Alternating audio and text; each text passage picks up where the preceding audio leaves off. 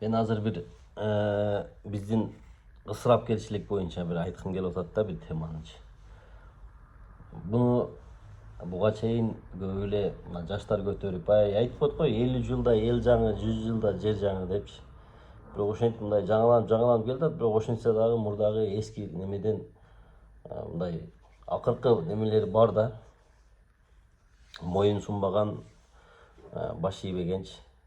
Азыр президентибиз баш болуп, башкасы төш болуп, ысырапкерчиликти токтотуу боюнча ар кандай мыйзамдарды жазып, ар кандай мындай эме болуп, бизге сөзсүз эле мындай кагаз керек эмес да туугандар. Адамдар өзүбүз дагы ойлонушубуз керек. Эмне туура, эмне туура эмес экенин, эмне ысырап эмес экенин деле мындай түшүнүп жетип калып, ушундай бир заманга келип калдык деп ойлойм да. Эми жылыш бар, сөзсүз түрдө жылыш бар. Бирок ошентсе дагы баягыдай жана айтып өткөндөй эски калдыктардан бир аз поколение калган. Айтайын дегеним, ошо кече bir таанышым деп коеюн, эми алдагы болуп калса капа болуп калбасын. Бирок ал өзүнө деле айттым, өз башкаларга деле айтам. Азыр мына силерге дагы мындай айтып коеюн, жок дегенде bir салым болот, бирөө жарымга деген ниетте тартып атам. Ошо таанышым кече келип, атама жылдык кыл деп туугандар келиптир деп айтты. Анан хорошо, кой коем. Баягы ысырапкерчиликке чектөө койгон, андай кылып той кыла бербейсиң деп достор менен отуруп айтсак, ал айтпайбы ошол. Эми туугандар менен барып маслихат кылып чакырып койбосом болбойт, эми чоңдору кайра эле айтып атышат деп ошентип анан болуптур деп кетти. Анан кеткенден кийин эле мен айттым, азыр дедим адамдарга дедим, мисалы тууган эмес адамдарга мындай баары бир деп коеюнчу.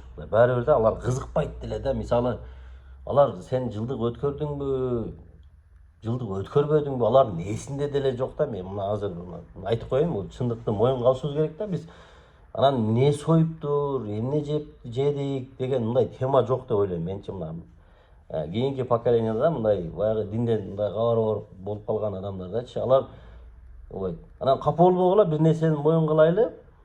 Именно өзүңүн тууганың ошо интрига кылып капа болгон тууганың, этке дагы капа болгон тууганың болот. Бул чындык. Буну моюнга алышыбыз керек да. Аны көчөдөн келген, баягы көчөдөн келген бирөөлөр эле шылтап коет тууганың делечи. Уят эмеспи? Ана бүгүн келет, ана келет, мына келет. Сойбойсуңбу? 3 кой сой, 4 кой сой, бир кунажын сой деген мындай темалар болот да. Анан көчөдөгүлөр башка сен жылдыкка чакырсаң алар келет, алар капа деле болбойт. Алар даже билбейт деле. Сага капа болбойт да, мындайча айтканда, сойбой койдуң, мага жилик тартпай койду деген темага капа болбойт. Ал туугандарың өздөрү кылат. Буну моюнга алыш керек да. Ар кимдин өзүнүн тууганы бар го, ошол туугандары эле кылат ону. Мен баягы темасы бар дагы. Менин кудаларым келет. Ошолорго союш беришиң керек, анан тигиге союш кылышың керек.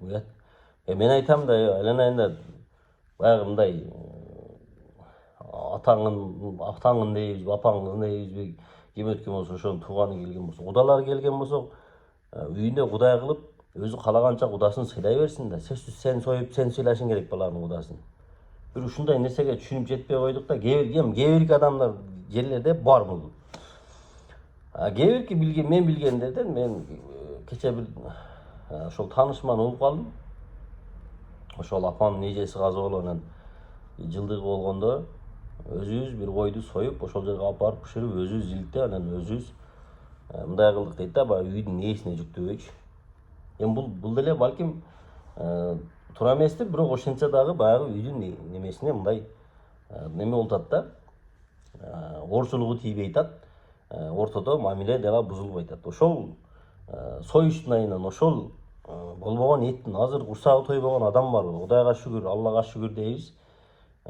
Эттин айынан жүз карашпай калгандар бар, жиликтин айынан. Муну дагы моюнга алышыбыз керек. Ошого урматтуу мекендештер, эми мындай ойлонуп, өзүбүз деле туура кээ бирки адамдар бар, акчасын каяка коротушун билбей, атамдын жылдыгына, атамдын немесине өлгөнүндө жылкы соем, тө соем дейт. Ошондойлор дагы бар да. Ошолорго дагы мындай айтарым да. Ошол жетим жесирлерге берип коюшуң, сооп болсун, ошол сооп болот да. Анан сен ол жерге союп койсоң, элдин баары жеп ичип кетип калат да, эртең билесиң каяка чөйт ол. Ошол. Анан ошол ысырапкерчилик дегенди сөзсүз эле бизге мамлекеттен, бийлик башчыларынан мыйзам келип, сен ошол жерде штраф салдырып, ушундай кагаздын кереги жок да, адамдын мынал жагында көкүрөгүндө өзүндө болуш керек да. Атаң тирүү кезинде жебеген жиликти, этти, ошол кунаажындын эттерин, жиликтерин өлгөндө башка бирөөлөр жейби? Давай азыр атаң менен апаң тирикпи? Сөзсүз өлүш керек болду. Азыр союп бер, азыр туугандарын чакырып бер, азыр ушундай кылып бер, ошо көзүнүн тирүүсүндө кубанып сүйүнсүн. Анан каза болгондон кийин дубадан башка эч нерсе жардам бербейт.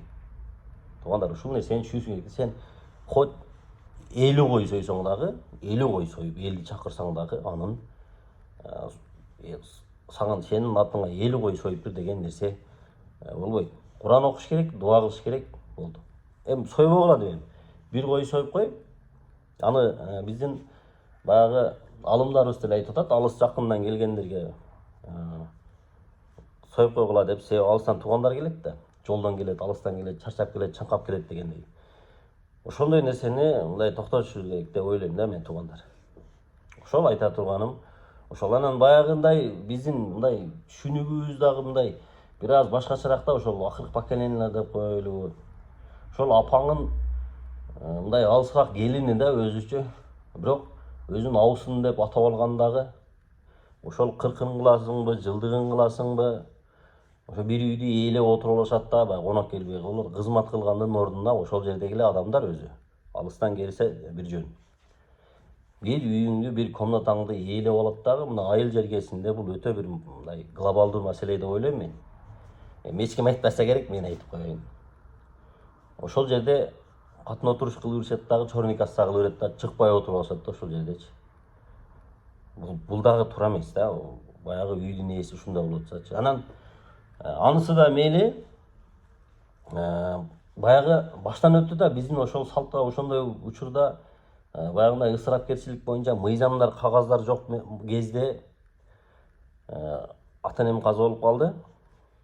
2020-жылы биринин артынан бири каза болуп, ушундай бир эме болуп калды. Ошол учурда эми башыңан өтпөсө билбейт экенсиң да, ошол учурда ойлодум, эми атаң өлдү, кайгырып атасың, ыйлап атасың, башка болуп атасың. Бирок ошол баягындай нерсени ойлоно алганга мүмкүнчүлүк шарт жок экен да биздечи. Ушул нерсе боюнча катуураак турушубуз керек экен деп ойлоп калдым менчи. Себеби атам өлсө, мен бир туугандарым менен түн жарымда айылды кыдырып, эми мал жандык жок болгон үчүн бизде айылды кыдырып союш издеп жүрөбүз да. Сен атаң өлүп атат. Сен атаңы ошол жерде отуруп, атаңы эстеп, атаңдай келген кеткендерин карап, ушундай кылып жүргөндүн ордуна сен келгендерге кандай жилик тартам деп ушундай жилик издеп жүрөсүң, кой издеп жүрөсүң, союш издеп жүрөсүң, ар бир эшикти каккылап союшуң берип турду. Өтө туура эмес нерсе экен, туугандар. Баштан өттү. Өзүң жан дүйнөң ой кутуу болуп атат. Жок. Сен ушинтип талалап союш издеп жүрөсүң да. Азыркы президентибиз ысырапкерчилик боюнча, башкалар боюнча айтып аткан нерсесин кош колдоп колдойм. Ошондой нерсени токтотуш керек. Сойбогула деп дебейм, эми бир кой союп койгула келген кеткенге. Негизинен туура эмес экен. Эми өлгөн адамдын артынан ушундай жилик жебей эле койгула деп айтат элем да, мындай эт жебей эле койгула. Тамак деп өлүп кетип аткан заман жок азыр илгеркидей. Туура түшүнүп, баягы үйдүн ээсин, үйдүн мына бир жакын адамын жоготкон адамга өтө мындай, кандай десем, мындай оор эле болот экен негизичи. Маселе акчада эмес, маселе башкада эмес. Биз ошону 1 ай иштеп, 2 ай иштеп, 3 ай иштеп деле ошол союшту хорошо мындай төлөп кое бересиң. Маселе акчада эмес, бирок мындай жан дүйнөң уйгу туйгу болуп жакын адамыңды жоготуп атсаң, келип алып союш издегиле, мындагы кыла деген мындай бир аз туура эмес болуп калат экен. Ошондой нерсени токтотолу деген максатта айттым. Анан баягындай мындай катындардын ишине аралашкым келбейт го, бирок мындай ошол аялдардыкы дагы мындай баягы көк кийди, ак кийдиди кылып, жакшы эле атаң өлүптүр деп кийинтип сарпай кийгизип, анан бирөөсү келип сарпайым колок болсун деп аткандары дагы менимче туура эмеспи дейм да. Ошолордун ордуна жөн эле келип акчасын берип койгула. Менин жеке оюмча. Акчасын берип койгула. Баягындай материал ташып, себет кылып, кыйналып, жанды кыйнап, зачем? Ондан көрө ошол жакының, тууганың, билгениң бар, бата кылып дуа кылганы бар дагы, колуңан келген акчаны берип кой болду. Ошонун ордуначы. Ал жерде жөн эле жүдөтүп бирөөлөрдү баягы кылбайчы. Ал жерде кошунасы бар, башкасы бар, ошолор тамак ашын баягы жерде отургандарды азыр адамдар жакшы жашап, жакшы, Кудайга шүгүр, Аллага шүгүр дейбиз. Ошол туугандар, туура көрсөңөр ошондой. Менин жеке оюм ушундай.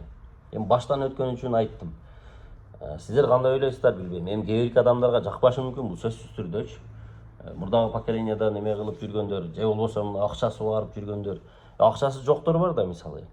Акчасы жок.